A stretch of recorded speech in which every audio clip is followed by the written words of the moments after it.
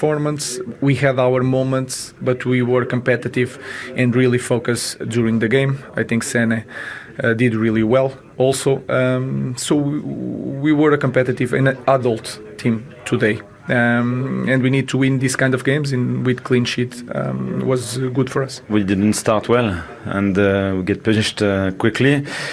A bit disappointing because I think we had good ambition here and we are still a young team with not much experience together, so we need ups and downs, and obviously we don't want to be too negative when we lose, but it's a strong reminder because this league is really demanding.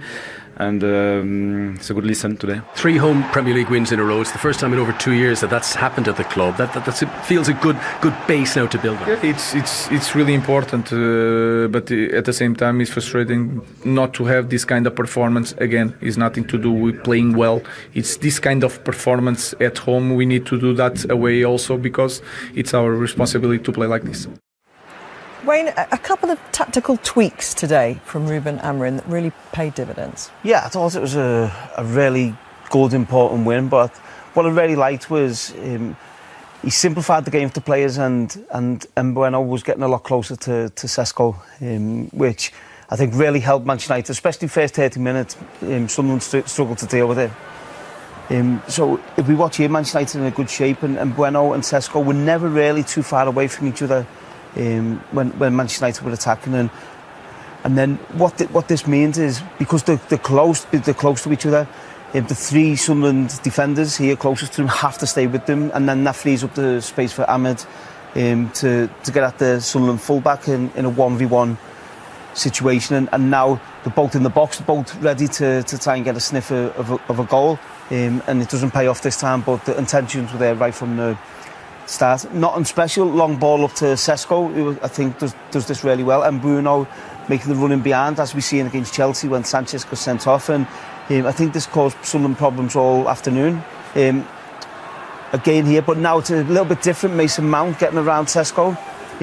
It's a little bit scruffy, and it looks a little bit scruffy, but it's causing Sunderland problems. Sesko gets the ball in a good area to Bruno, and he should do better with the finish, and then Cunha comes on and nothing changes. Ball up to Sesko, Cunha running in behind, Sesko doesn't even touch the ball. He gets a 1v1 and an opportunity to score a goal. So I think that it's a subtle change which Amorim made today, but I think it was the right one. It was clever, and Sunderland really struggled to cope with it, especially the first 30 minutes. This game had everything that kind of, you'd think, do you throw a new goalkeeper into it? Because from a drama point of view, it could have all gone horribly wrong, couldn't it? They're under enormous pressure, Manchester United. Sunderland coming on the back of a really good start to the season. You throw a 23-year-old in for his debut, and obviously, he's come with a great reputation from Antwerp, the Belgian goalkeeper, but he stood up to that challenge today. Yeah, it was a big decision, and I think it's difficult to be the goalkeeper of Manchester United, but I thought he's done really well for the majority of the game, and I think you see early on here, nothing crazy, get rid of the ball, and it puts Manchester United on the attack. And when you want your goalkeepers to make a save, he's in a good position, he sees the ball and makes a save he probably should make. And this was the one hiccup he had in the game where he makes the wrong decision, he comes out, and on another day it could cost him and Manchester United. But I thought in the main he'd done a lot of good things. He had 5 minutes to go, he makes a good save, which stopped it from being a nervous 5 minutes. And then what everyone wants when the ball goes in your box, you want to keep it who can come and command, catch the ball, and I thought it was a good solid day before him. And of course, pockets of the crowd shouting, "Are you Schmeichel in disguise?" won't have harmed his confidence, will it, today? Yeah, I think we all hope he can be the next Peter Schmeichel. And just briefly, Amorim saying that this was an adult performance today. Probably mature, I think he means. Certainly in the first 30 minutes. It was a more even game when Sunderland matched them up and changed their system. Sunderland were a much better team and were more competitive then, but it was a huge win for Man United. OK.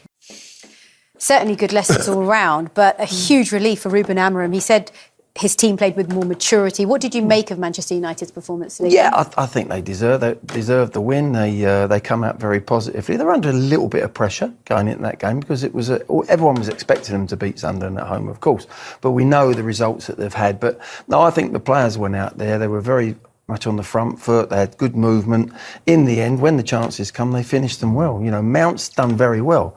He's come back from injury, but when he's been put in there, whether he's coming on from the bench or he starts, he's starting to perform similar to how he was at Chelsea years ago, and he'll get better and better. This is his goal. Well, we used to see him do this at Chelsea. I mean, he gets in there. He gets in really good positions. Technically, he's always been decent. He used to come up with some good goals for Chelsea. He's had a torrid time with injuries, and of course, there's always been criticism of any United player who doesn't hit the ground running and start contributing. So we'd be pleased tonight. He'll be really, really relieved. And now he's given the manager a problem. I think Cunha was on the bench to start today. So Mount come in and did his job. Šeško's come in and scored. Got his first home goal, which is great for any new striker. Yeah, it is. It is. And you know what's good about that, Dan? Because, like, obviously you want him to do the old up play and that, but in the box, with things like this, if he's not there in and around that, I'd be very disappointed. So to see him moving, getting his foot in there just before the defender is what he's going to need to do. So you can nick some goals, get some confidence, and then start scoring some more goals for the club. And I guess the question is, on the minds of all the fans, is can they back it up with another win? They've not managed to register back-to-back wins under Amorim. There's now an international break, which perhaps has come at the wrong time for them, and it's Liverpool on the other side of it. It's Liverpool at Anfield, you know. If it was at home, maybe. And Liverpool has just lost as well. They've lost. They'll be hungry. They've lost 3 on the trot, Liverpool. That's unlike them. So I think that'll all be forgotten, Liverpool's 3. You know, Man United are in town, you're in our house. It's probably a real tough fixture for Man United now. And what are your thoughts, Danny, on the fact that everybody's been talking about Amorim and his system and that the players don't actually fit his system well? Do you agree with that? Do you think that's where the problem has been with Man United?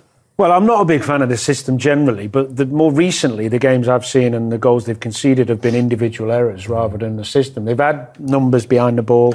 They've been in good positions in terms of how compact they are. They haven't been stretched all over the place.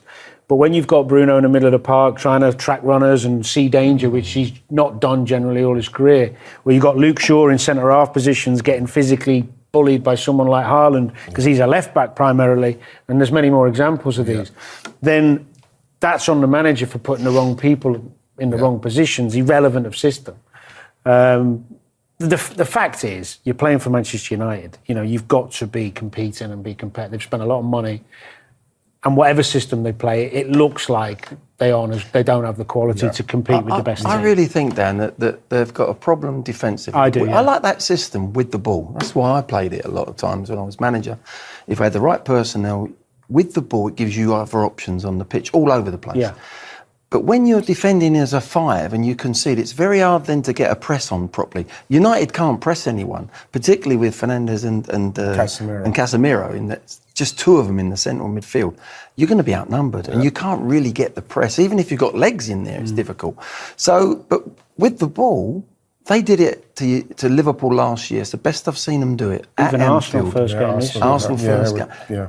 They can play that system with the ball. It's defensively where I think he's got to change. If he's got to change the system, it'll be when the opponents have got the ball, do you slip in? And we see other teams do it. You slip into a 4, but when you get the first 2 or 3 passes, bang, you've now got 3 at the back.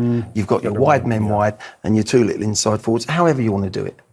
But there's 2 different styles of playing. When you defend, you've got to slightly... But ultimately, whether he plays 3 or 4 at the back, one of the problems is essentially the lack of pace. Yeah. And at this level, if you want to go and attack teams and get up and you leave space behind, you're going to, like they did at Brentford, you're going to get hurt. Well, regardless, they've got something to build on the other side of the international break.